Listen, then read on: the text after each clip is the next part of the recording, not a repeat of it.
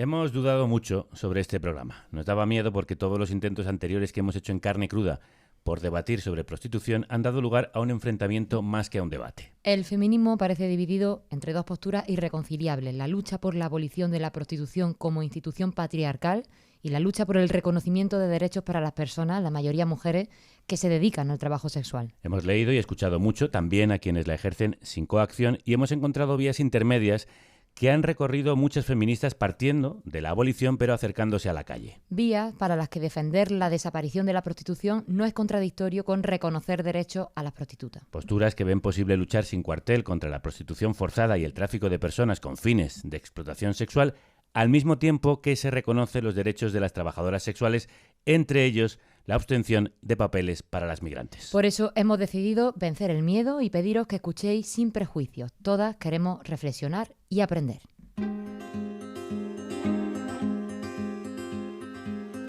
Siempre digo que en mi mundo ideal no existiría la prostitución, pero tampoco existiría el trabajo asalariado y, si me apuras, tampoco existirían los hombres. Sin embargo, el mundo que habito es otro, y mientras construimos un mundo mejor, propongo escuchar a quienes hacen sus demandas. Abolir sí, abolir no. Para mí, ese no es el debate a estas alturas. Florencia Arriola, putas, feministas y mis contradicciones. Welcome to Carne Cruda, the album. Join us for danger, excitement, innovations. España es el primer país de Europa donde más prostitución se consume, un negocio que mueve 5 millones de euros al día en nuestro país.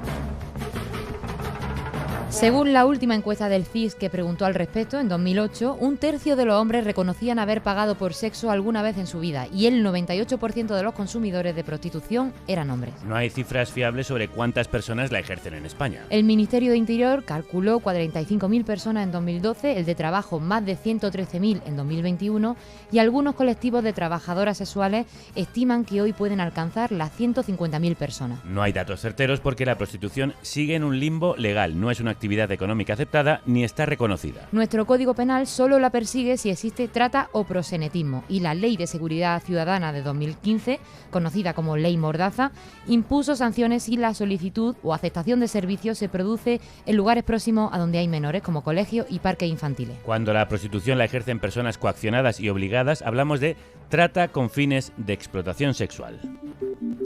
Según la asociación Ingénero, son entre 25 y 30.000 personas en España, aunque el Ministerio de Igualdad estima que serían el doble, 60.000. En cualquiera de los dos casos significaría que hay muchos miles, incluso más de la mitad de las prostitutas que no son forzadas. Hemos buscado más estadísticas para intentar una aproximación. Si cruzamos las estimaciones del Gobierno sobre mujeres forzadas y mujeres que trabajan en la prostitución, las víctimas de trata serían entre un 13 y un 30%. Lejos del 80 o 90% que han afirmado tanto PSOE como Podemos. Por otro lado, un estudio del Ayuntamiento de Barcelona estimó que el 48% de las prostitutas de la ciudad presentaban indicios de explotación sexual. Y la investigación de la experta Carmen Meneses, de la Universidad Pontificia de Comillas, rebaja el porcentaje a un 10% de víctimas de trata dentro de todas las mujeres que ejercen la prostitución. Vamos a registrar la ley orgánica para prohibir el proxenetismo en todas sus formas. Y con ella lo que pretendemos es modificar el Código Penal para castigar el proxenetismo, es decir, para castigar el lucro de la prostitución. Nuestro objetivo es abolir la prostitución y, como digo, para ello son necesarios ir dando pasos con leyes como esta. Mierda. ¿Pero qué le pasa? Pues quítaselo. Hay un botón. Vamos a registrar la ley orgánica para prohibir el proxenetismo en todas sus formas. Y con ella lo que pretendemos es modificar el Código Penal para castigar el proxenetismo, es decir, para castigar el lucro de la prostitución. Nuestro objetivo es abolir la prostitución y, como digo, para ello son necesarios ir dando pasos con leyes como esta. El debate sobre qué hacer se ha reabierto en nuestro país después de esta propuesta del PSOE para ampliar el tipo penal, castigando no solo el proxenetismo asociado a la explotación, sino todo proxenetismo, también el supuestamente acordado, porque todo sería considerado explotación. ¿Qué más dice esa propuesta? Persigue prohibir de facto la prostitución porque penaliza tanto a los clientes como a una tercera persona que se lucre con esa actividad y también el uso de inmuebles para ese fin. No penalizaría a la persona que ejerce, que sería considerada víctima de explotación. Ha sido rechazada en el Congreso de los Diputados porque para algunos partidos no acaba con la prostitución y puede empujar a las trabajadoras hacia más clandestinidad, precariedad y desprotección. Prohibir no es lo mismo que abolir. Permitir no es lo mismo que despenalizar. Ahí están las 4 posturas esenciales que hay sobre el tema. Os las resumimos. Abolicionista. Considera que ejercer la prostitución es un atentado a la integridad de las mujeres con el que hay que acabar y cree que legalizarla la legitima y perpetúa. Prohibicionista. Castiga a todo el que participa, quien ejerce y quien consume. Regulacionista. Es el Estado el que controla en qué condiciones se practica. Puede decidir regularla como una actividad económica más, restringirla a determinadas condiciones o penalizar a una o a todas las partes. Proderechos. Propone superar el enfrentamiento y regularla para despenalizarla, poniendo los derechos de las trabajadoras sexuales en el centro.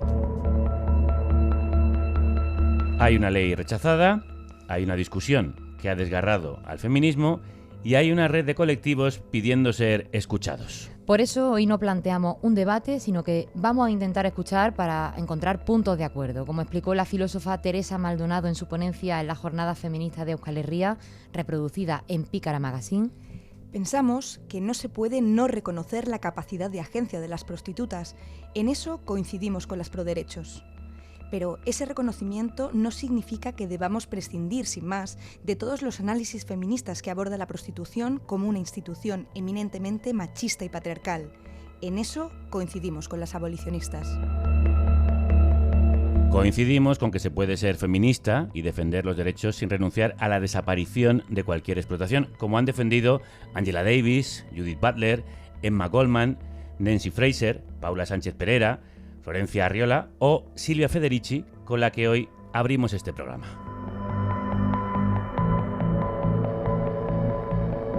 Carne cruda. La República Independiente de la Radio. Hola, ¿qué tal? Perdona que te interrumpa un momento. Ahora mismo te dejo seguir con el programa. Espero que lo estés disfrutando porque para eso lo hacemos. Pero, como sabes, Carne Cruda solo es posible por los oyentes que lo hacen posible. Así que si no eres productor o productora, te animo a serlo en carnecruda.es. Es muy fácil. Entras allí y puedes hacer una donación a través de PayPal o una transferencia bancaria. Y ayudas a que contenidos como este sigan adelante. Te dejo seguir con el programa. Que lo disfrutes. Escuchamos a plataformas antiabolicionistas en la manifestación del pasado 8M, en la que llevaban pancartas con lemas como «La abolición es violencia». Contra la propuesta de ley del PSOE, pero también para reflexionar sobre los derechos laborales de las trabajadoras sexuales, se acaban de celebrar las jornadas Trabajo Sexual e Intersindical Feminista en Madrid, organizadas por Traficantes de Sueños, y que ha reunido a sindicatos y colectivos de trabajadoras sexuales y asociaciones del sector.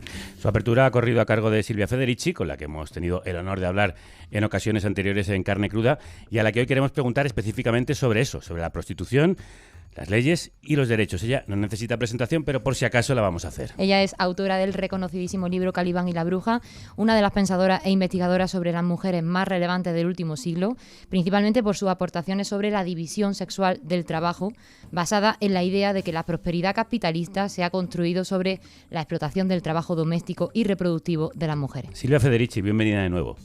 Muchas gracias, un honor estar aquí. Usted se declara abolicionista de todas las formas de explotación. ¿La prostitución debe considerarse un trabajo más para que no exista precisamente esa explotación? Claro que la prostitución también es un trabajo de explotación y todavía no se puede, ¿no? ¿Cómo se dice? No se puede abolir la prostitución, el trabajo sexual sin abolir la sociedad capitalista. Eso vale por toda la forma de explotación que tenemos hoy, ¿no? Entonces, no es que el trabajo sea algo de positivo, toda forma de explotación. Pero es claro que en esta sociedad no tenemos, ¿no? Somos obligados porque nos han privado de toda la medida de reproducción, etc. Entonces, ¿por qué, no, hacer de este trabajo una excepción, no? Como se proponen por la ley y por sectores del movimiento feminista, ¿no? Como si fuera el trabajo más degradante, como si fuera...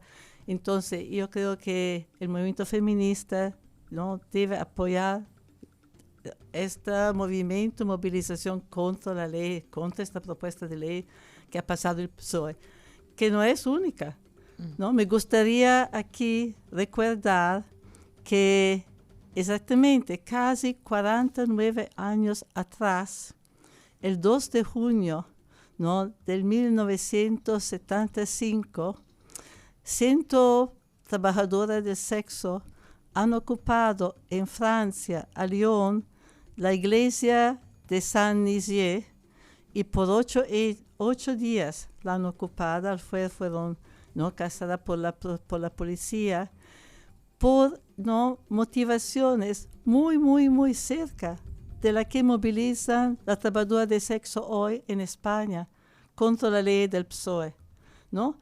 La ocupación fue a la fin de mucha violencia contra las mujeres y un asesinato también. ¿Por qué? Porque le habían prohibido, ¿no?, de practicar su trabajo, ¿no?, en hoteles, en clubs, ¿no?, en sus pisos. Entonces eran obligadas a ir a trabajar en área oculta, secreta, en la noche, ¿no? Así que fueron sujetas a muchas violencias.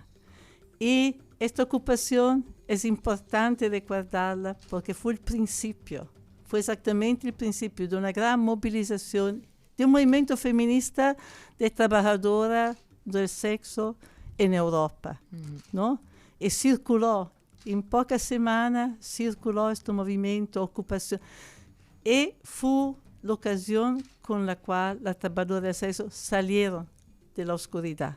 ¿Y reconocer y legalizar el trabajo sexual acabaría con esas violencias? Bueno, hubo un debate, yo creo en Europa también, certamente en los Estados Unidos, ¿no? Las dos propuestas, la legalización y la decriminalización, que son diferentes. La legalización, yo creo que la mayoría de las trabajadoras quieren la decriminalización, no necesariamente la legalización. Porque la legalización pone reglas, pone controles, ¿no? Claro, que puede ser mejor, ¿no?, que no ser criminalizada. Pero decriminalización significa que es tratado como un cualquier trabajo. Sin embargo, si miramos a su obra, en la que hay una crítica muy importante a cómo el capitalismo ha convertido a las mujeres en máquinas sexuales y reproductivas, ¿defender el trabajo sexual no es de alguna manera apoyar ese negocio? No. Defender el trabajo sexual significa al mismo tiempo, ¿no? Defender el trabajo sexual significa no juntarse, ¿no?, al Estado, no juntarse a la policía, a todos los aparatos represivos, ¿no?, que en primer lugar, ¿no?, obligan a las mujeres, ¿no?, privan a las mujeres de los recursos, de la medida para poder sustentarse, ¿no? En segundo lugar, la van a criminalizar, ¿no? Como sabemos, el trabajo de reproducción ha sido un trabajo desvalorizado, a pesar que uno de los trabajos más importantes que hay en la sociedad, en nuestra sociedad capitalista, porque es el sustento de la condición de existencia de cualquier otra actividad laboral. Y el trabajo sexual es parte. No podemos olvidar que, bueno, el trabajo sexual ha sido parte esencial del trabajo doméstico. Que muchas mujeres se han casado, ¿no?, como una solución económica. Y que entonces no es que en el matrimonio el acto sexual es una cosa necesariamente voluntaria, ¿no? Hemos hecho toda una movilización para establecer que hay violencia en el matrimonio. Porque el contrato matrimonial es un contrato laboral. Es un contrato laboral. Entonces siempre el asunto ha sido que cuando tú te casas, el varón tiene el poder, ¿no?, de hacer sexo cuando quiere, como quiere, a pesar que tú puedes ser toda cansada por el trabajo de la jornada. Entonces, no es que la venta de sexo empieza con la venta de sexo en la calle. Eso se olvida. Claro. Entonces, bueno, en esta sociedad vendemos nuestras... Hay gente que vende el cerebro, ¿no? Que vende su conocimiento, ¿no? Entonces, claro, pedimos una sociedad en la cual nos somos obligadas a vendernos, a vender nuestra energía, a vender nuestras sexualidades, ¿no? Pero no podemos seleccionar algunas actividades como si fueran las más degradantes. Claro, eso es lo que le cuesta aceptar a gran parte de la sociedad y sobre todo a las abolicionistas.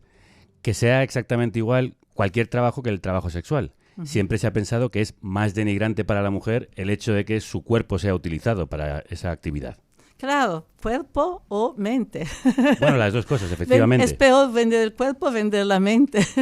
Entonces, yo creo eso, que me parece que si vamos a decidir a cuál venta no vamos a participar, empezamos a luchar porque las mujeres no participen en los éxitos.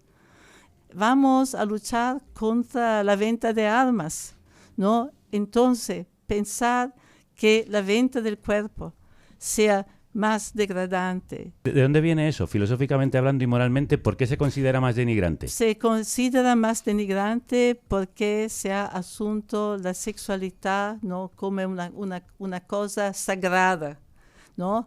A pesar que las mujeres, ¿no? Es con el capitalismo en realidad que el trabajo de sexo se convierte en una actividad de masa.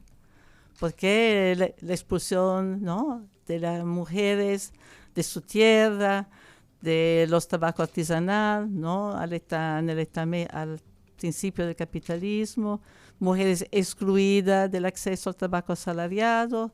Entonces, es una cuestión de clase, ¿no? También, que son las mujeres empobrecidas, que generalmente, históricamente, han sido la trabajadora sexual, ¿no? La presencia de mucha trabajadora sexual empieza en España e en otros países de Europa, exactamente con, ¿no? Los cercamientos de la tierra, la expulsión del campo, ¿no? Entonces, claro que la Iglesia, ¿no? Ha sagrado el cuerpo de la mujer, ¿por qué? ¿No? Para decir que estos no son trabajos, que no son, y para justificar el Estado, justificar, ¿no? Que estas actividades sean excluidas, ¿no? De una relación social, de un contrato social, del contrato laboral. Hacer del sexo una cosa sagrada me parece que es una manipulación, ¿no? Que se manipula las emociones, ¿no? Para justificar el hecho que todo un montón de actividades no son consideradas como producción, como parte, ¿no? De una relación capitalista, de una relación económica. Se ha excluido el sexo de la relación económica, así, ¿no? Que se puede... también que ha servido a dividir las mujeres, ¿no? La mala y la buena. La buena que se vende una vez en el matrimonio. Y se debe vender en el matrimonio. Entonces, la estigmatización de la prostitución también ha sido una forma de dominación de las mujeres. Absolutamente, sí. Una forma de dominación y de división, ¿no? La puta, la buena, la esposa, y no lo podemos ver.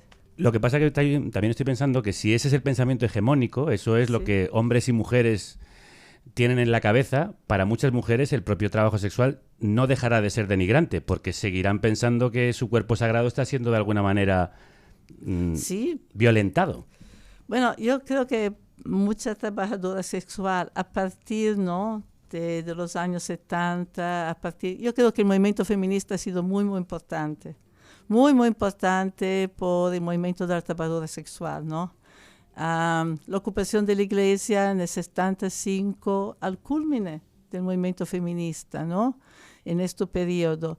Es una cosa más que simbólica, porque el movimiento feminista ha hecho luz sobre qué ha sido la sexualidad en la historia de la mujer, en la historia del capitalismo, ¿no? ha hecho luz sobre que la sexualidad de la mujer ha sido manipulada, explotada con la procreación, lo obligó a la procreación, disciplina sexual, someter el cuerpo de la mujer, ¿no?, al control del Estado, al control de los varones, ¿no?, todo eso. La Organización Sindical de las Trabajadoras Sexuales está logrando cambiar paradigmas morales y económicos sobre la explotación femenina, como Sí. está contando usted. ¿Está a favor entonces de crear esos sindicatos como otra vía de legalización del trabajo sexual? Bueno, la idea es de que las mujeres no sean, ¿no?, penalizadas, arrestadas, y también que tanta de la ley como la ley que había sido propuesta por el PSOE y otras que han sido propuestas antes en Europa, ¿no?, que penaliza también terceras personas, por ejemplo, las personas que van a alquilar, ¿no?, un apartamento, que es verdaderamente poner en peligro, ¿no?, las trabajadoras sexuales, porque te obliga a ir a la calle, te obliga a ir a luego secretos, donde mucho más. Entonces, la ley en realidad, ¿no?, pone a la mujer en peligro, constituye un peligro,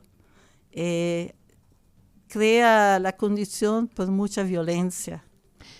De hecho, el 80% de las trabajadoras sexuales en España son migrantes y son ellas las que han puesto sobre la mesa que es más la ley de extranjería las que les daña antes que las condiciones en las que puedan ejercer la prostitución. Claro. ¿Esto significa que hay racismo en el abolicionismo, en el feminismo tradicional clásico occidental? Absolutamente, porque yo creo que también a la prostitución, el trabajo sexual, se han creado, ¿no?, jerarquías, se puede decir, ¿no?, diferencias.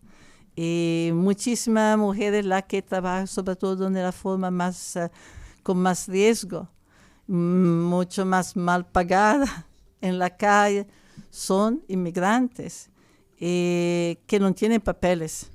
Entonces, aquí se ve una vez más como el Estado, el mismo Estado, que te pone en la condición de aceptar cierto tipo de trabajo, ¿no?, porque no hay la condición de sobrevivir. ¿Y legalizar la prostitución no puede servir para legalizar la trata de personas? No, son cosas diferentes, son cosas diferentes. Bueno, yo me he ocupado bastante en los años, ¿no?, de trabajo sexual, de trabajadoras sexuales. Y claro que hay una trata. Es claro que se debe contrastar, que se debe denunciar, ¿no? Muchas veces también la mujer dice que han sido tratadas porque cuando son arrestadas, si tú dices que, bueno, tú lo haces porque es obligada, no te van a arrestar, ¿no? Pero en este caso muchas veces te ponen en este lugar de rescate y me parece que se ha hecho una industria de rescate, ¿no? De poner mujeres que se van a rescatar y después son obligadas a aceptar trabajos, ¿no?, muy explotador. Entonces, tantas de las iniciativas que parecen muy generosas, que parecen muy, ¿no?, promovidas por, ¿no?, un deseo de ayudar a estas mujeres. Y en realidad no son lo que parece, ¿no? Es que a la fin hay gran explotación también de alternativa a la trata. Ya. Claro que debemos luchar contra todas formas de trata. Para terminar, el auge de la ultraderecha en muchos países y ahora en todo el continente, dentro de la Unión Europea, ¿cómo puede afectar a estos derechos de las trabajadoras sexuales y a los derechos de las mujeres en general? Sí, es un gran peligro, ¿no?, esta ola de fascismo que vemos, ¿no? Porque, claro, que la santidad del matrimonio, ¿no?, y sobre todo, ¿no?, a legitimar el poder de los hombres, este machismo de derecha, legitimar el poder de los hombres sobre las mujeres, ¿no? Es parte del pacto social que la derecha ofrece a los hombres, ¿no?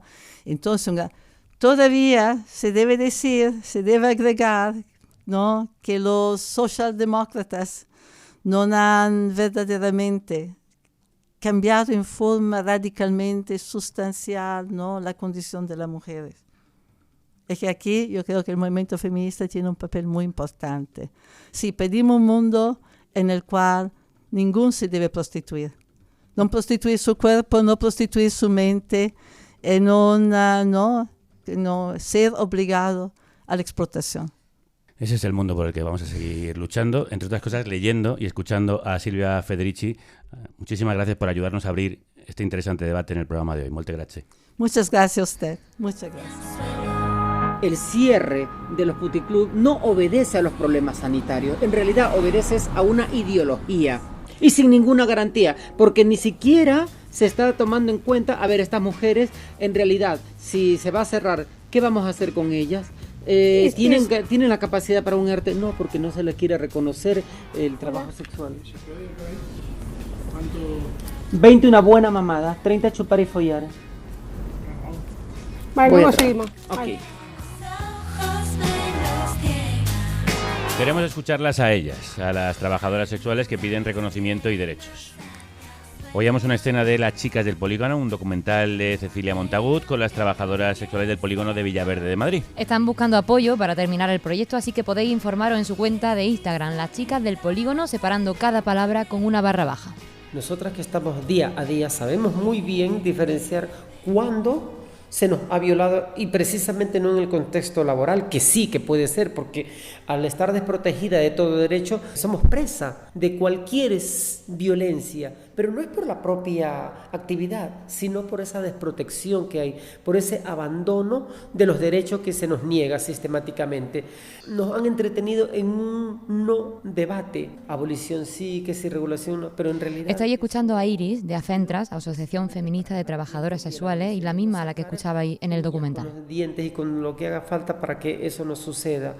Hacer que España se convierta en materia de prostitución en un estado regulacionista muy afín para los intereses de una patronal que sí existe. Y sin embargo, las trabajadoras sexuales no tenemos ningún derecho para hacernos frente a esa patronal. Con ella hablamos en un descanso de las mismas jornadas que abría la Federici. Y hoy en día nos encontramos en una tremenda vorágine de discusiones y de peleas a quienes estamos luchando por esos derechos, porque creemos que los derechos de las trabajadoras sexuales tienen que ver con los derechos humanos, más allá de esa concepción que ellos tienen de que la prostitución es violencia. Ella es de Ecuador, es una mujer trans y celebra que por suerte su proyecto migratorio no tuvo que ver con la trata. Yo soy trabajadora de la calle, soy ninfa. Yo tuve la suerte de venir cuando España estaba despenalizada. Y eso fue entre el 95 y el 99. En la calle, yo fui una de las putas de la Casa Campo de aquella época. Allí yo me di cuenta de que habían unas garantías como ciudadana que yo las tenía. Lo único malo en aquellas épocas era que era la ley de extranjería. Yo no estaba regularizada mi situación. Precisamente creíamos que si nos regularizábamos, el trabajo sexual se podía permitirse. Y muchas logramos. Muchas lograron tener papeles y combinar prostitución con trabajos dignos, como dice Ninfa. Pero aún así continuaba el hostigamiento de la policía. Cuando dispersaron la actividad de Casa de Campo, se fue al polígono de Alcalá de Henares, donde vivió el efecto de la primera normativa municipal antiprostitución de la Comunidad de Madrid. Sufrió robos, persecuciones, no solo no podía denunciarlo, sino que ella misma era la delincuente. Por el solo hecho de dedicarme al trabajo sexual. Teníamos que huir de la policía porque la policía nos hostigaba. Si íbamos a tomarnos un café en la zona, que al estar alejada de la calle donde nos paramos, la policía nos perseguía y multaba a los posibles acompañantes, que no eran más que amistades que a veces pasaban por allí, nos íbamos a saludar y vamos a tomarnos un café. Imagínate tú, yo estaba haciendo un servicio, yo de verme en la tesitura de dejar abruptamente al cliente tirado y tirarme por el barranco al río Torote para evitar una multa. Luego dicen que no van por las prostitutas, ¿eh? Son tan... Quizá por no haberse tenido que tirar al río Torote se conserva tan en forma como para llevar adelante un activismo de jornada completa. Ayer mismo estaba ante el Congreso de los Diputados denunciando la ley Mordaza, que como nos contaba, es junto a la ley de extranjería la norma que más las penaliza. Sí, por artículos como la realización o incitación de actos que atenten contra la libertad e indemnidad sexual o ejecutar actos de exhibición obscena. Por todo esto yo le pregunté si no cree que habría que ayudar a las demás a no verse ahí. Hay compañeras que desean el abandono de la prostitución, pero, ¿cuál es la alternativa? Por eso es que decimos alternativas reales para el abandono, pero no existe alternativas reales. Por ejemplo, son trabajos feminizados, mal pagados, precarios, que son los que precisamente han hecho que, en el caso de las mujeres cis, lleguen a hacer el trabajo sexual, lleguen a la prostitución, precisamente abandonando estos trabajos feminizados y mal pagados. Huyendo de la pobreza es como muchas acaban en la prostitución, dice Iris, y eso las mujeres cis, porque para las trans hay muchas menos opciones. Al invitarla al programa de hoy me dijo que no podría venir en directo porque ahora trabaja como limpiadora doméstica, por eso le pregunté si había salido de la prostitución. Nadie puede salir de la prostitución mientras no se creen condiciones. Ahora mismo, por ejemplo, el Plan Camino, que el Ministerio de Igualdad de Irene Montero les dejó a todas estas asociaciones, es un mal gasto. No se los gastan en alternativa para las mujeres, se los gastan en campañas antiputas. Y son campañas costosas. Pero para las putas no nos toca ningún beneficio. Otra de sus peticiones es, por ejemplo, que las que vienen de fuera puedan homologar fácilmente sus estudios para acceder a mejores trabajos. Pero aquí vemos también una lucha de clase. Necesitan sacar a las mujeres de la esquina para llevarlas a sus cocinas. Y nos encontramos que ahí están nuestras compañeras de territorio doméstico politizando las ollas. Y lo que les ha costado para que el propio gobierno español cumpla con el artículo 118 de la OIT. El abolicionismo, que es el que da la ideología a todas estas leyes punitivistas, no ayuda a las mujeres, porque en realidad también nos damos cuenta quién va a llevarle a sus hijos al cole mientras ellas se pelean con los hombres para puestos de poderes. Tiene que ser otra mujer pobre. Dejamos que Ninfa se siga haciendo preguntas. Y sin embargo, ¿quién no va a estar en contra, por ejemplo, de la trata? Todo el mundo estamos en contra de la trata y las putas no vamos a hacer menos. Pero, ¿qué pasa con la trata que hay en los hogares? Porque allí Inspección de Trabajo no puede entrar. ¿Qué pasa con los abusos que hay de todas las compañeras que están trabajando de internas? Allí no hay Dios que lo vea, de tantos abusos que hay allí. Y existe una trata, porque a esas mujeres también se les quita el pasaporte. Para ella, si queremos abolir la prostitución, primero hay que abolir la ley de extranjería y la pobreza, y después veríamos cómo la prostitución pasa a ser algo para una clase privilegiada. Pero hasta ese momento siempre será cosa de mujeres pobres y de mujeres de cualquier estrato que quiera una independencia económica, que es contra eso lo que se están yendo. Sexualidad más independencia económica es lo que representamos las putas, y el sistema no quiere eso.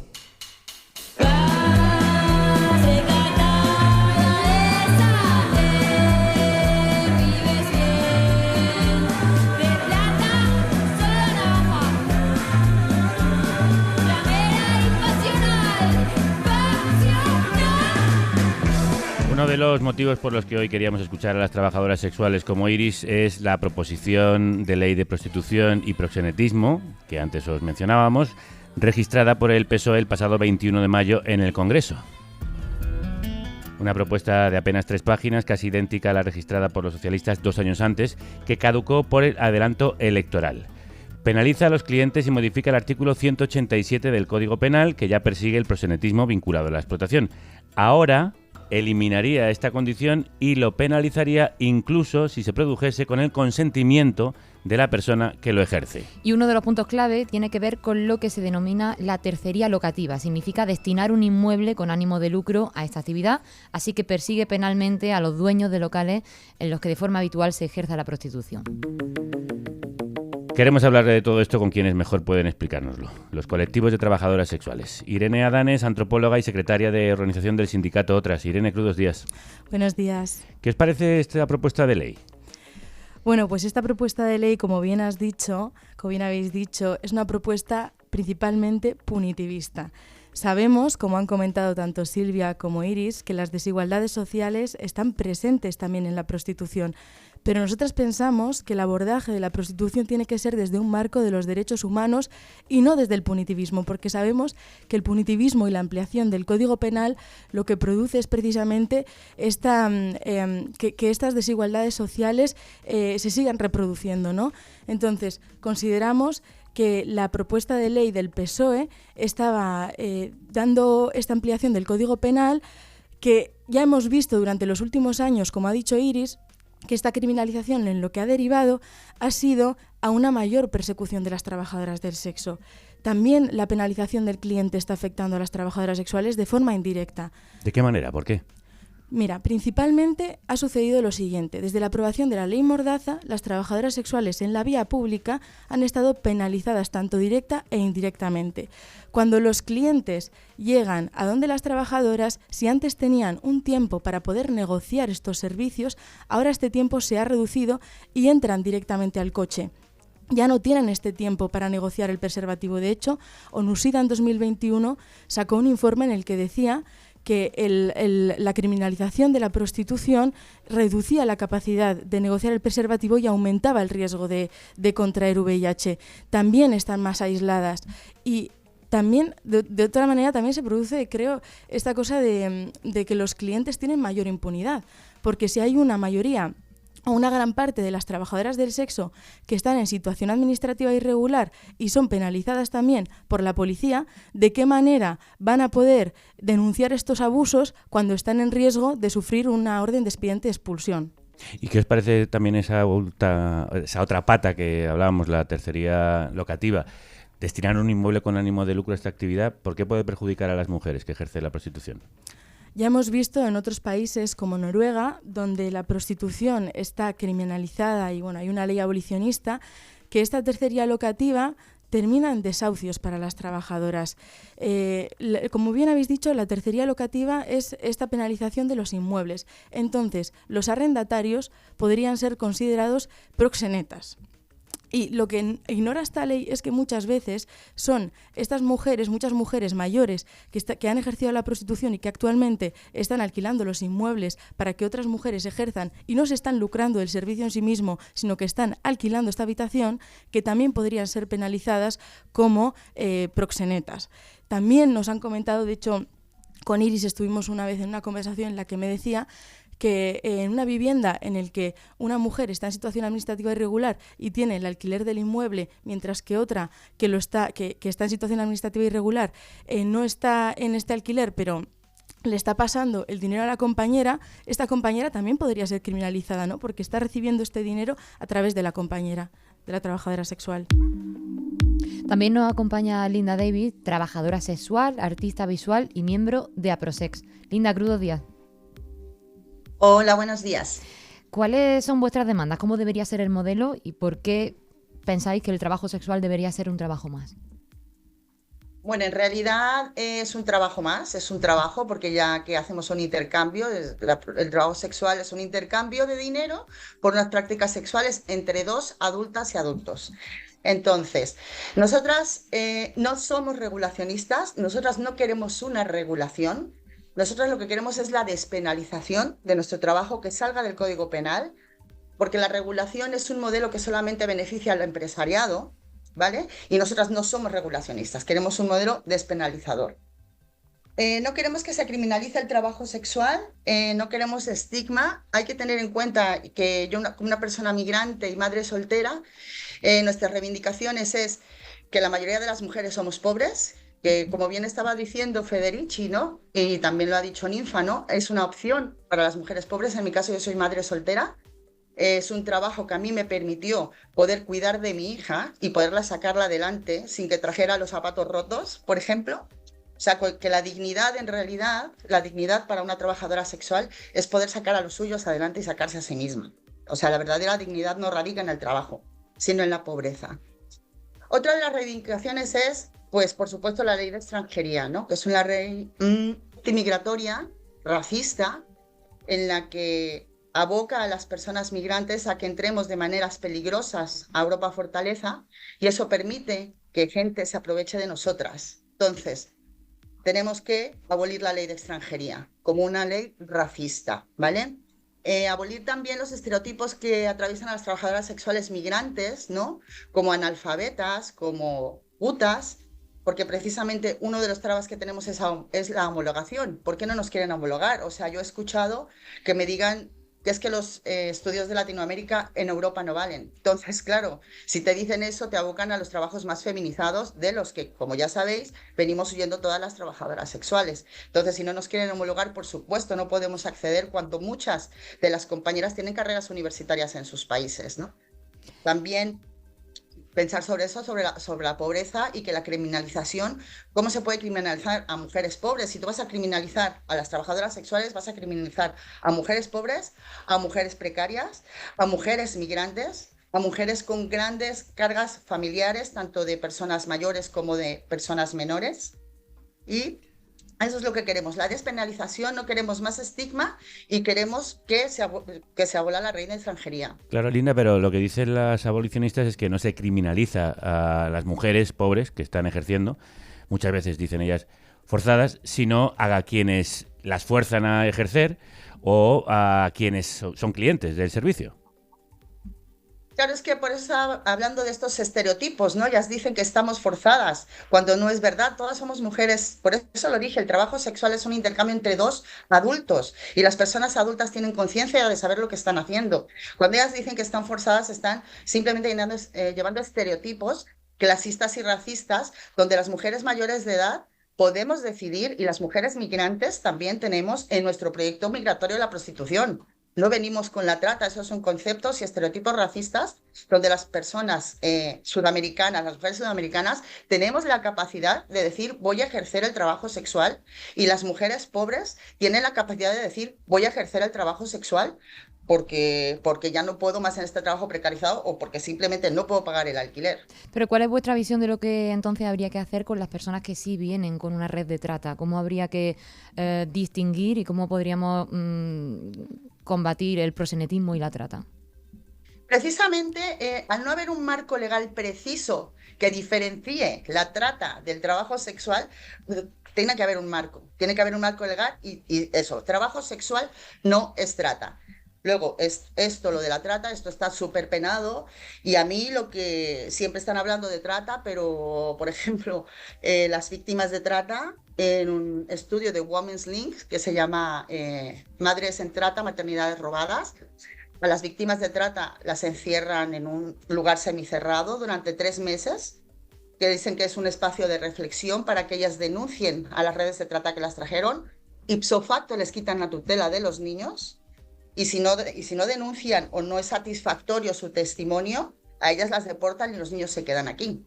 Quiere decir que no hay suficiente protección a las víctimas de trata, que sabemos que son víctimas de trata. Totalmente, incluso hay violencia hacia ella y hacia sus hijos, ¿no? Eso también era lo que quería decir, ¿no? Que es mucha violencia ya la que sufrimos las trabajadoras sexuales, como para que sigan diciendo que nuestro trabajo es violación, que nuestro trabajo no es trabajo. Las trabajadoras sexuales sufrimos mucha violencia. En el caso de las migrantes, mis compañeras, he tenido compañeras que han estado encerradas en CIES, y por un estudio que hizo Mundo en Movimiento, la mayoría de las personas que estaban en CIES eran trabajadoras sexuales migrantes con cargas familiares. Las trabajadoras sexuales migrantes se nos retira la custodia y encierran a nuestros hijos en centros de menores. Hay mucha violencia que vivimos. Necesitamos derecho, necesitamos un reconocimiento, porque precisamente el no reconocimiento hace que todas estas violencias sean justificadas. Sí, mucha violencia institucional que podría evitarse, como está contando Linda, a través de la despenalización. Que decís que ayuda a que las trabajadoras tengan más autonomía, que ganen más y que sean dueñas de su fuerza de trabajo, Irene, pero ¿no favorece también a grandes empresarios de la prostitución? No, la despenalización del trabajo sexual primero tiene que ser elaborada con las organizaciones de trabajadoras sexuales, que están poniendo en el centro las demandas, y son ellas quienes saben mejor que nadie qué es lo que mejor los beneficia, ¿no? Como ha comentado Linda, hay una diferencia entre la regularización y la despenalización. La regulación entendería que la prostitución es un mal que no se puede controlar y que por lo tanto hay de alguna forma como de control policial. aquí es cuando se beneficia a los empresarios. Sin embargo, en la despenalización, de hecho tenemos un caso histórico en la legislación adoptada en consulta con las trabajadoras sexuales en Bélgica, que se aprobó en 2022, de despenalización, donde las trabajadoras sexuales pueden trabajar legalmente como trabajadoras autónomas, pero también tienen derechos laborales como trabajadoras sexuales. Y aquí se incluyen las normas sobre las horas de trabajo y el pago, el derecho a rechazar clientes y la disponibilidad obligatoria de botones de emergencia en todas las habitaciones. Esta nueva ley despenaliza a los terceros y no pueden ser penalizados por alquilar un inmueble. Lo que hace es reconocer precisamente que hay una relación laboral entre las trabajadoras y los empleadores. Ahora mismo en España hay muchas trabajadoras sexuales que están trabajando para terceros y que no tienen todos estos derechos de derecho a paro, derecho a la seguridad social, derecho a bajas, derechos a despidos justos. Lo que hace la despenalización es, por un lado, que no haya ningún tipo de criminalización hacia las trabajadoras. También, como está diciendo Linda, tiene que ir junto con una ley de extranjería bien articulada que no criminalice a las personas migrantes y que asegure vías legales para migrar, para evitar también esta trata de personas que tiene el origen en estas fronteras muy difíciles de cruzar. Y por otro lado, reconocer estas relaciones laborales que ya están existiendo, solo que actualmente se producen sin derechos. Hablabas del caso en Bélgica. La proposición de ley del PSOE se basa en un modelo noruego. Vamos a explicar qué es y qué se está haciendo en otros países de nuestro entorno. Irene Valiente, Crudos Días. Crudos Días. El modelo nórdico criminaliza a clientes y proxenetas, pero no a quienes la ejercen. Fue implementado por primera vez en Suecia y lo han replicado Noruega, Finlandia, Francia o Reino Unido. Según una resolución del Parlamento Europeo, ha reducido la prostitución callejera a la mitad. Pero una de las principales críticas es que en realidad no disminuye el fenómeno, sino que lo traslada a otros países o a zonas escondidas e inseguras de las periferias. Además, en ocasiones la policía aprovecha la persecución a clientes para pedir la documentación a las trabajadoras sexuales, que en muchos casos se encuentran en situación irregular, lo que las discrimina aún más. Hay otros países que aplican el modelo de legalización, en el que ni el ejercicio de la prostitución ni el negocio en torno a ella están penalizados. Sí, es el caso de Alemania, Suiza y Países Bajos. El problema en este caso es que es el propio Estado el que decide y controla en qué condiciones se ejerce la prostitución. Por ejemplo, exigiendo controles sanitarios o permisos de residencia, lo que muchas veces lleva a las mujeres migrantes a ejercerla ilegalmente. Entonces, ¿qué modelos podríamos tomar como ejemplo? El de despenalización, que se aplica en Nueva Zelanda. Allí en 2003 se aprobó la reforma de la ley de prostitución que recogió las medidas que exigían las propias trabajadoras sexuales en el país. Además de atención especializada en sanidad y seguridad, pueden cotizar, jubilarse y, si trabajan por cuenta ajena, irse de vacaciones. Es decir, tienen los mismos derechos que el resto de trabajadores y trabajadoras. ¿Hay algo parecido en Europa? Es Bélgica. En 2022 se convirtió en el primer Estado europeo en despenalizar la prostitución. Recientemente ha dado un paso más al aprobar que las trabajadoras sexuales puedan tener contratos laborales con acceso a la seguridad social, bajas por enfermedad o maternidad y pensiones. Además, les permite rechazar ciertos actos sexuales o a clientes sin que sea un motivo de despido. Irene, muchas gracias. A vosotras. Hoy nos habéis explicado vuestras necesidades, los derechos que queréis ver reconocidos, vuestra postura sobre qué es y qué debería ser el trabajo sexual. Linda, pero ¿entendéis que exista un debate en el feminismo sobre la prostitución, una institución eminentemente machista y patriarcal? Bueno, a ver, vamos a ver, también el matrimonio es una institución machista, ¿no? Y hay muchas instituciones machistas, las relaciones no son igualitarias, o sea, todavía no alcanzamos a ser iguales hombres y mujeres. Entonces, yo creo que no puede estar a debate los derechos humanos de las personas. Para mí no creo que sea un debate eso. El debate no es eso, no hay ningún debate. Aquí hay que aplicar unos derechos humanos a unas personas, clandestinas o con derechos. Ese es el debate. Entonces, a mí me parece muy violento que se tenga que debatir los derechos de mi colectivo, los derechos de mi persona, los derechos de mis hijas.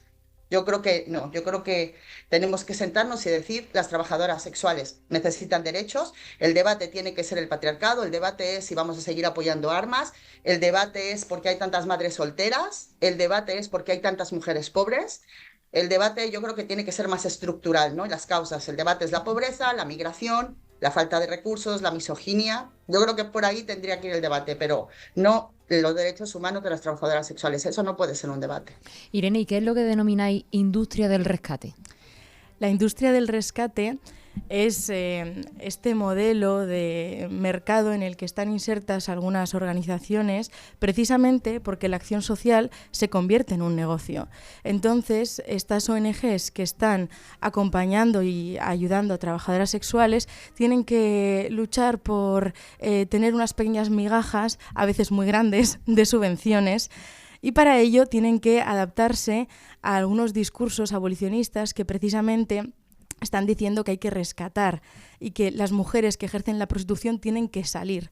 Por supuesto que aquellas mujeres que quieran dejar de ejercerlo tienen que tener todos los recursos y todas las vías para hacerlo. De hecho, en Nueva Zelanda, donde la prostitución está despenalizada, las trabajadoras sexuales que quieran dejar de ejercerlo pueden acceder inmediatamente a las prestaciones por desempleo, precisamente para fomentar que puedan estudiar o formarse en otras y desarrollarse en otros ámbitos.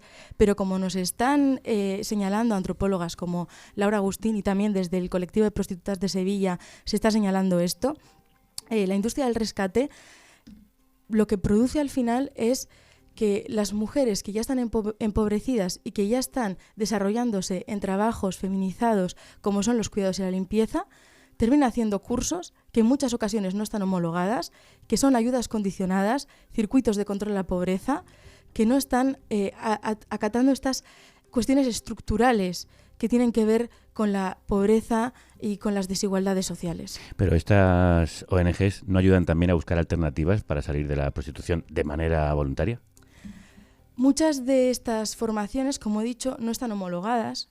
También hay muchas mujeres que están en situación administrativa irregular, entonces las personas en situación administrativa irregular no pueden acceder a empleos insertos en el mercado de trabajo ordinario hasta que no cumplan al menos 2 o 3 años en el país de forma ilegal y puedan demostrarlo.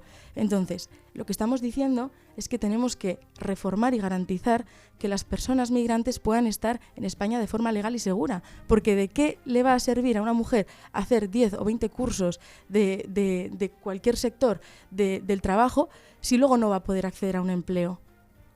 Pues como muy bien habéis explicado, el problema también es la ley de extranjería, el problema es la ley Mordaza. El problema son las leyes que penalizan a las mujeres pobres, precarias, migrantes. Irene Adán, Linda Davis, muchísimas gracias a las dos. Muchísimas gracias a vosotras. Gracias. Hola, has contactado con el contestador de Carne Cruda, el teléfono en el que conectamos contigo. Cuéntanos tu historia después de la señal y entra a formar parte de nuestro álbum familiar de voces. Querida carnicería republicana, aquí una productora desde Berlín. Mi nombre es María y os escucho desde 2009, que empezasteis en Radio 3, y os he seguido durante todo este tiempo y ya en la última etapa apoyando con los dinerillos, siendo productora. Para mí Carne Cruda es mi república también, independiente. Es la república a la que yo me acerco cuando necesito tener contacto con mi país, que ya dejé hace más de 10 años. Y recuerdo con especial cariño durante la pandemia un directo que hizo Javier Gallego por el Día de la Poesía, y bueno, que pude intervenir con mi pareja, con Camilo, ahí desde nuestra cocina, compartiendo un poco experiencias de cómo estábamos viviendo la locura de la pandemia en Alemania y cómo se estaba viviendo en España, y pudimos arroparnos con algunos poemas y algunas letras. Muchas de las bandas que conozco he sabido de ellas gracias a vosotras, y me encanta lo que hacéis, es muy importante que sigáis existiendo, y arriba la República Independiente de la Radio. Un besazo. Este mensaje ha sido recibido gracias a Somos Conexión, la operadora de telefonía e internet sin ánimo de lucro. Un proyecto de transformación social que cuida a las personas y al planeta. Gracias, Ana, por hacer posible esta república independiente que solo es capaz de salir adelante gracias a personas como tú. Ya sabéis que podéis ser productores o productoras en carnecruda.es.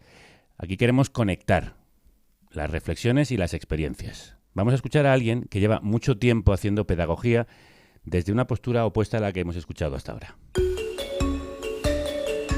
El lema Derechos para las prostitutas sugiere inmediatamente dos cosas. Derechos para todas las mujeres, por supuesto, pero también la necesidad de asegurar el derecho a no ser prostituida.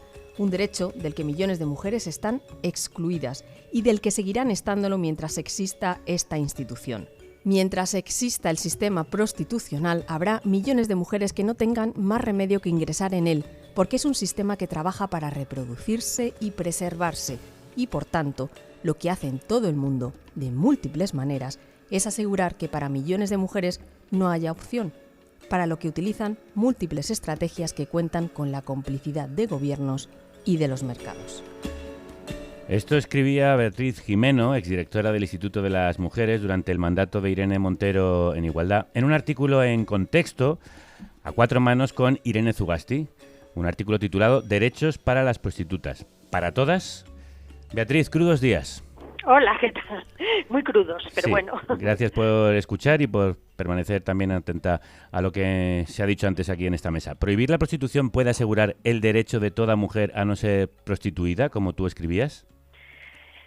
En fin, yo siempre digo, aunque sea complejo a veces y se nos pidan respuestas simples, que no se trata tanto de prohibir la prostitución como de extender una cultura que considere que la prostitución es un mal social y por lo tanto de atajar y combatir con todas las armas que se puedan la demanda. Es decir, que los hombres dejen de demandar prostitución porque lo consideren inaceptable, por lo menos la inmensa mayoría. Solo así se acabará con la prostitución. ¿Pero se puede ir a por ese mercado del sexo sin perjudicar a las mujeres? Bueno, a ver, algunas saldrán perjudicadas y otras muchas saldrán beneficiadas. Tenemos la idea, la he oído antes, de que las mujeres en prostitución tienen una única voz y todas las que hablan quieren seguir y quieren que de alguna manera se regule y se continúe con el mercado. Cuando hay mujeres en prostitución que nos cuentan que son campos de concentración, que no pudieron elegir, que hay millones de mujeres en muchos países del mundo que no pueden elegir porque se considera que es la salida natural para muchas mujeres pobres, pues a esas simplemente no se las escucha. Así que si escuchamos las voces de las mujeres en prostitución, como poco tendremos que escuchar también las de millones de mujeres que quieren salir. Y cuando no tienen más que esa opción, ellas tampoco pueden elegir. Hemos escuchado mujeres pobres aquí, de hecho migrantes, que querrían salir si hubiera opciones mejores en un sistema más igualitario, pero que se ven abocadas a la prostitución y la ejercen voluntariamente. Aún así buscarían alternativas si pudieran encontrar las mejores. Claro, yo entiendo perfectamente que la ejerzan voluntariamente, entre comillas, y que, entre comillas, quiero decir que también conozco muchos asalariados que ejercen, que trabajan 40, 50 horas por 800 euros, y firman un contrato con su puño y letra. Claro, lo que reclaman, Beatriz, perdona que te haya interrumpido, lo que reclaman precisamente estas mujeres es tener esas mismas condiciones que tiene el trabajador de otra tarea, que está esas 40 horas con un contrato firmado. Ya. Bueno, pues lo que ellas pueden reclamar eso, pero el problema, y otras muchas lo que reclaman es que no exista esa opción para las mujeres pobres, porque esa opción no existe para los hombres pobres y sabemos, ellas mismas lo reconocen, que no es un trabajo cualquiera. Pero en todo caso, más allá de eso, una compañera decía antes ir a lo estructural.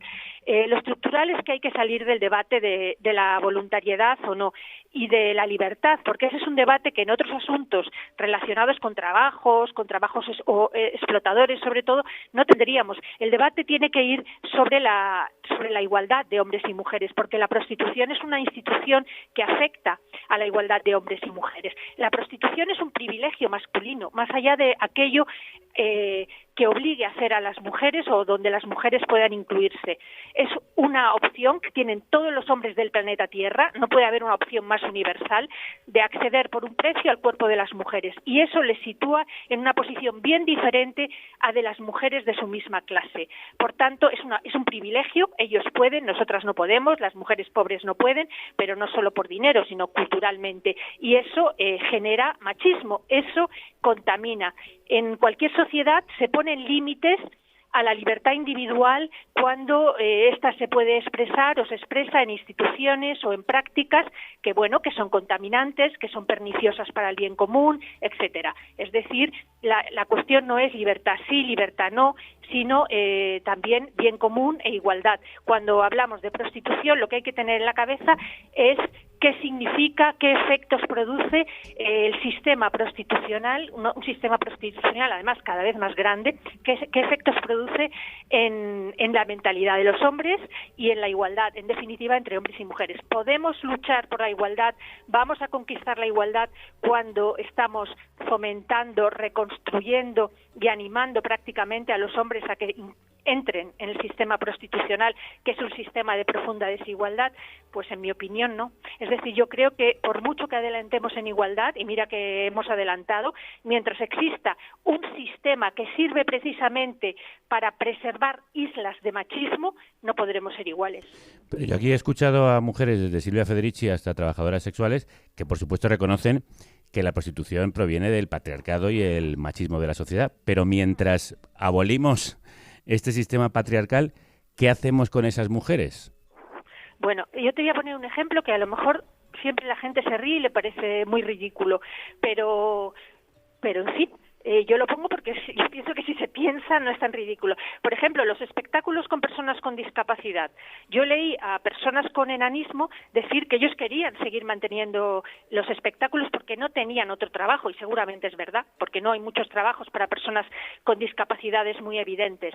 Pero la sociedad decidió que era indigno y que tener espectáculos donde la gente fuera a reírse de personas con discapacidad, que eso nos hacía peores a todos y a todas, y que una sociedad civilizada no puede permitírselo. ¿Qué hacemos con ellos? Hombre, evidentemente hay que buscarles una salida. Aún así, no se les buscó, se acabó con ese espectáculo y nadie dijo nada. Nadie dijo los derechos de estas personas, etcétera, que se podría haber dicho y con razón, y además eran muy pocos. Simplemente se entendió que había que acabar con ese espectáculo. Te puedo poner otros 1000 ejemplos. Los mineros, hay que acabar con la minería porque la mina contamina. ¿Qué pasa con los derechos de los mineros que no tienen otro trabajo? Pues hay que proporcionárselo, pero a veces no se puede, o no se quiere, o no hay voluntad. Sin embargo, las minas hay que cerrarlas porque contaminan. Pues mira, yo creo que hay mucho que hacer con las mujeres que están en prostitución mientras se acaba, que hay que invertir muchísimo dinero cuando demuestras que te lo tomas en serio, que hay que acabar con la ley de extranjería, desde luego, pero eso no quita con la posibilidad de mantener el otro discurso, y es que más allá de lo individual, más allá de que yo entiendo que ellas quieran seguir, lo entiendo perfectamente, porque es una opción razonable para las mujeres pobres, o sea, no la encuentro estrambótica ni nada, la encuentro razonable. Más allá de eso, la institución en sí y el sistema económico, social, simbólico, político que se ha montado alrededor de la prostitución, lo que hace es perjudicar gravemente la igualdad entre hombres y mujeres. Es más, creo que la impide que luchemos por ella. ¿Cómo vamos a decirle? Mi hermano, que es profesor de instituto, esto es una realidad, siempre me dice, les estoy explicando en clase que son iguales, poniendo ejemplos, porque él trabaja mucho esto, poniendo ejemplos de igualdad, bla, bla, bla, y luego llega el viernes y ellos se van al puticlub y ellas a casa. ¿Cómo puedo explicarles cómo pueden salir estos chicos iguales, ¿no? Si tienen esa institución que lo que hace es reforzar permanentemente, reconstruir espacios de igualdad que intentamos construir, reconstruye espacios de desigualdad mientras intentamos construirlos de igualdad en otros sitios. Beatriz Gimeno, como siempre te agradezco muchísimo que quieras estar en este programa y que te expreses de esa manera tan coherente y sosegada, saliendo un poco del ruido que muchas veces genera este debate. Un abrazo muy fuerte. Un abrazo a ti, Javier. Gracias. En esta frontera cubierta por la niebla, sale el sol a veces y calienta la tierra. En una montaña de la muga en la piedra, nace cada año una misma flor, tan solo un centímetro de tierra. Con la música de Melenas y este Flor de la Frontera, que es el caso de muchas de las migrantes que se dedican a la prostitución, viajamos hacia el sur para hablar con Estefanía Acien, que es socióloga e investigadora de la Universidad de Almería, especializada en prostitución. Destellos Estefanía, crudos días. Hola, buenos días. Te estábamos viendo en pantalla escuchar a Beatriz y me parecía que negabas con la cabeza. ¿Hay alguna apreciación de lo que ella decía que tú no piensas lo mismo? Hombre, ten en cuenta que, bueno, yo vengo de una experiencia, llevo dedicándome a esto 20 años, hemos organizado muchísimas charlas, hemos tenido muchísimas experiencias de intentar el debate y, bueno, en realidad me llama la atención, por ejemplo, cuando dice que sí, que hay que escuchar a las mujeres migrantes y a las mujeres pobres, ¿no? en el debate, pero que efectivamente cuando abrimos la puerta a que esas mujeres se expresen, por ejemplo, en la universidad o en los medios de comunicación, lo que recibimos son intentos de boicotear sus voces. Entonces me ha llamado la atención esto, ¿no? Es decir, es que también cuando tú abres la puerta al debate, no puedes estar esperando que las personas que entren a debate digan lo que quieres escuchar. El debate es libre y hay que hablar y hay que escucharse. Bueno, yo quiero agradeceros tanto a ti como a Beatriz que hayáis querido poner aquí vuestras posiciones y vuestras opiniones. ¿Podemos diferenciar la trata de la explotación sexual, la prostitución coactiva, la explotación o la esclavitud? Por supuesto, podemos y debemos hacerlo. Primero, el término explotación sexual a mí siempre me ha parecido un término muy problemático porque es un término ideológico. Bueno, casi todos los términos tienen un inicio, una historia ideológica, ¿no? Pero en este caso no existe para nada un acuerdo entre lo que es exactamente la explotación sexual, porque es algo que hace referencia a bueno, una idea etérea que existe sobre cómo el sistema machista aprovecha la sexualidad de las mujeres en beneficio de... Pero no hay una definición. Yo creo que para hablar con propiedad de explotación en el ámbito de la prostitución, lo primero que tenemos que hacer es reconocer que la prostitución es una actividad laboral, es decir, algo que se realiza para obtener unos ingresos y por lo tanto es un trabajo. En el momento en el que tú reconoces una actividad como un trabajo, puedes reconocer qué parte del ejercicio de ese trabajo puede suponer una explotación. Entonces yo hablaría de explotación laboral dentro del ámbito de la prostitución. Y existe y es necesario tener herramientas para poder combatirla, porque no las tenemos ya que no está reconocido como trabajo. Por lo tanto, es muy difícil luchar contra la explotación si no se reconoce como trabajo. Esa es la primera cosa. Y luego, la trata es otra cosa completamente diferente. Como han dicho... por ejemplo, creo que era Ninfa la que lo decía, ¿no? Decía que en el servicio doméstico, sobre todo interno, se han dado casos de trata, se dan casos de trata, se da trata también en la agricultura, se da trata, bueno, un clásico en el sector del textil, ¿no? Es decir, que y para abolir la trata, nadie se plantea abolir esas actividades laborales, ¿no? De lo que se trata es abolir las condiciones que favorecen que haya personas que tengan que someterse a cauces de viaje peligrosos, irregulares, totalmente controlados por personas que... bueno, que controlan las formas de viajar. Eso es lo que favorece la trata, las políticas migratorias restrictivas, la desigualdad, la pobreza, un mercado de trabajo absolutamente discriminatorio. Eso es lo que favorece la trata, ¿no? Entonces, eso está basado, además, en tu experiencia. Te pasa como otras pensadoras que estáis reflexionando acerca de este tema, como Paula Sánchez Perera, que gracias al contacto con la calle ha ido evolucionando en su pensamiento. Tú estudiaste durante 10 años la situación de las trabajadoras sexuales nigerianas en el poniente almeriense. ¿Qué viste allí? ¿Qué conclusiones sacaste? Claro, las personas, o sea, la sociedad lo que conoce sobre las mujeres nigerianas que ejercen la prostitución en el poniente son los titulares de los periódicos, ¿no? En los titulares periodísticos lo que te aparece es desarticulada una red de trata de mujeres nigerianas que eran extorsionadas a través del vudú, bla, bla, bla, bla, bla, bla, ¿no?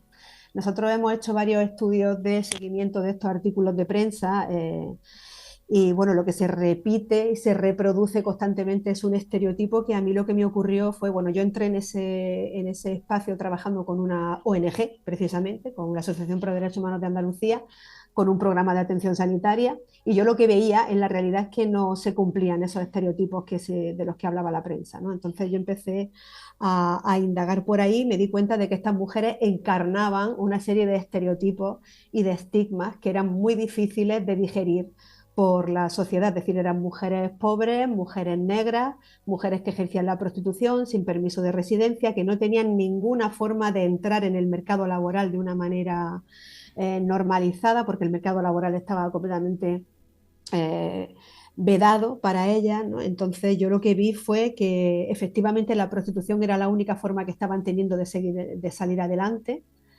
de poder reunir esas pruebas necesarias, esos 3 años de pruebas necesarias para poder acceder al permiso de residencia por arraigo.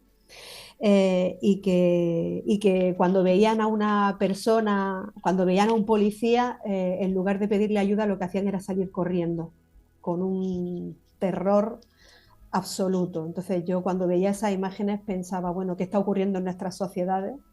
Que cuando una mujer que ejerce la prostitución ve a una mujer o a un hombre policía, lo primero que se le ocurre es salir corriendo porque le da más miedo eso que la persona que supuestamente la ha tratado. Tú también has estudiado el uso de la palabra puta a lo largo de la historia y también cómo los colectivos la están ahora haciendo suya. ¿Despenalizar la prostitución acabaría con ese estigma o también es algo que debe combatirse desde otros frentes como la educación? Es que obviamente son 2 medidas absolutamente necesarias, ambas, y que no son excluyentes en absoluto. De hecho, yo creo que no puede haber una sin otra. Es decir, el estigma puta, que efectivamente, como ha dicho Silvia en la primera intervención que hemos escuchado, sirve para distinguir a las mujeres buenas de las mujeres malas, es decir, a las mujeres que no nos comportamos bien, siempre estamos en riesgo de que nos llamen putas, ¿verdad? Pues esto, claro, a las mujeres que ejercen la prostitución les afecta a todos los niveles, institucionalmente, en su maternidad, en todos los aspectos de su vida, en sus relaciones sociales, afectivas.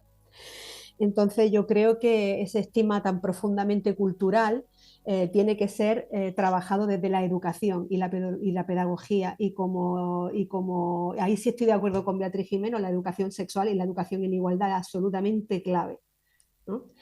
Pero para poder trasladar la idea de que una mujer que ejerce la prostitución es digna de respeto, tiene que estar reconocida como un ser humano que trabaja para ganarse la vida. O sea, tiene que estar reconocida su dignidad humana desde ahí, porque si no, no vamos, o sea, lo que estamos haciendo es ahondar en el estigma, ¿no? Es decir, no podemos trabajar contra el estigma mientras no se respete a las trabajadoras sexuales, mientras no se respete a una puta.